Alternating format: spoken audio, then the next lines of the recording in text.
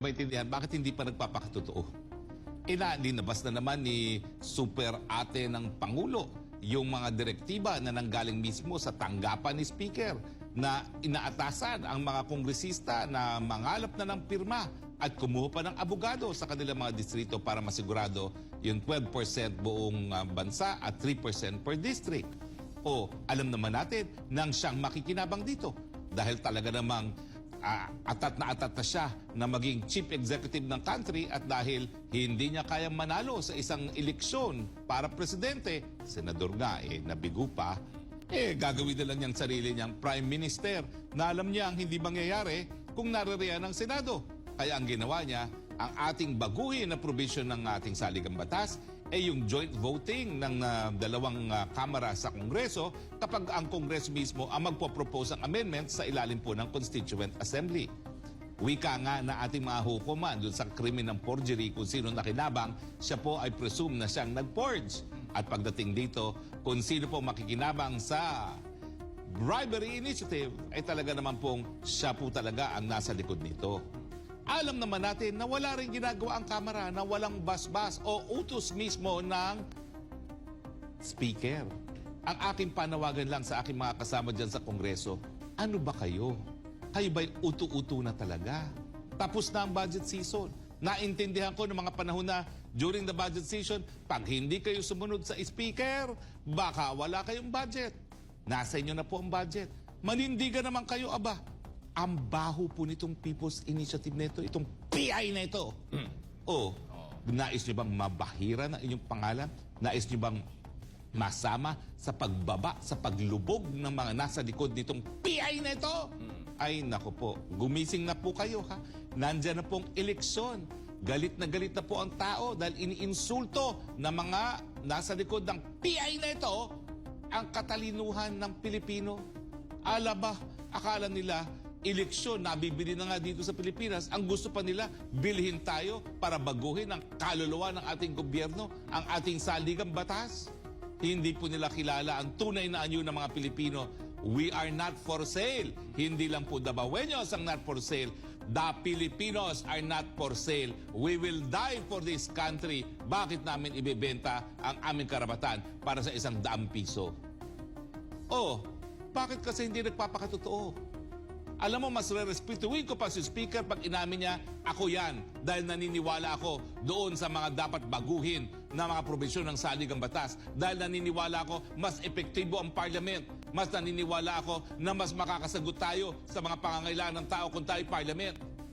Pero habang siya ay hugas kamay, na alam naman ng lahat na siya talaga magbebenepisyo rito, lalong mawawalan ng tiwala ang taong bayan kay Speaker at sa Kongreso bilang isang institusyon. Bakit mo kami pinasara dito sa SMNI? Diba?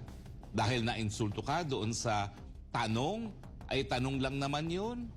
Bakit hindi ka makipagdebate? Bakit mo ginagamit ang kapangyarihan para supilin ang mga walang kalaban-laban? Yun ang akala mo. Ang akala mo, palibasa kami, ay SMNI lamang. Hindi kami tatayo at hindi kami lalaban sa isang Romualdez na pinsan ng presidente. Nagkakamali ka. Dahil hindi lang po SMNI ang lalaban. Unang-una, narariyan po ang saligang batas na gusto ninyong babuyin na nagbibigay karapatan sa SMNI. At magkikita po tayo sa hukuman. Napagod na po kami kakaantay kasi doon sa tinatawag nilang remedy dyan sa NTC. So kami na po sa pulso ng bayan ang dudulog sa Korte Suprema dahil hindi na po kami papayag na masupil 1 minuto pa ang aming karapatan ng malayang pananalita at malayang pamamahayag. At ipapakita po namin sa inyo na dahil sagrado nga po ang saligang batas ang magbibigay proteksyon sa aming mga karapatan at hindi kayong mga politiko. Antayin nyo lang po yan at ipapakita namin kung bakit dapat gwardyahan at ipaglaban ang saligang batas dahil makikita natin na sa pamamagitan ng kataas-taasang hukuman, ang saligang batas ang siya talagang nagbibigay proteksyon sa karapatan ng lahat. Bakit kinakailangan magsinungaling na hindi ikaw yan? Alam naman ng tao, ikaw lang makikinabang dyan. Aminin! Dahil habang ikaw po ay nagpapasinungaling dyan sa mga paratang na ikaw talagang nasa likod niyan, lalong nawawala ang tiwala ng taong bayan sa inyo po. With all due respect. Dahil kung talagang sa merito naman sa tingin ninyo, dapat tayo mag-isang parliament at burahin ang Senado, daanin po natin sa debate, sa balitaktakan, at hindi po dyan sa mga panunuhol. Attorney, sa tatlong pamamaraan ng pagbabago ng ating konstitusyon, tanging ang People's Initiative lang ang hindi dapat initiated ng Congress. Yung CONAS, CONCON, involved talaga yung Congress dyan. At nangyari, nababastos itong mataas na kapulungan ng ating Kongreso ukol dyan. Nabababoy. Nabababoy. Oh. Masyadong team yung nababastos. Bubuwagin nga sila eh. itong pahayag ni Ronald Bato de la Rosa, ang ating senador, nagsabi siya, nag-real talk siya, maraming lumapit sa kanya na mga kongresista din. At naiintindihan niya dahil survival. Dahil nga siguro, hindi ko lang alam. Budget. Ginigipit ba? Kasi budget season nun wala silang budget. Maliban sa kanya, marami na rin nakapagsabi na mga mambabatas din. Bakit pa itatanggi? Alangan naman sila yung nag-initiate niyan. Alangan naman si PBA Party List Migs Nograles lang ang nag-initiate niyan sa Davao City. Si Migs, naku po. Siguro akala ni Migs magkakaroon siya ng love life pag siya ng charter change. Hindi naman Attorney, pwede yun, diba? oo, may mga katalungan din ang kampo ng speaker. Kung totoo na merong suhulan na nangyayari, dapat magpakita ng ebidensya. Dapat magsampa ng kaso.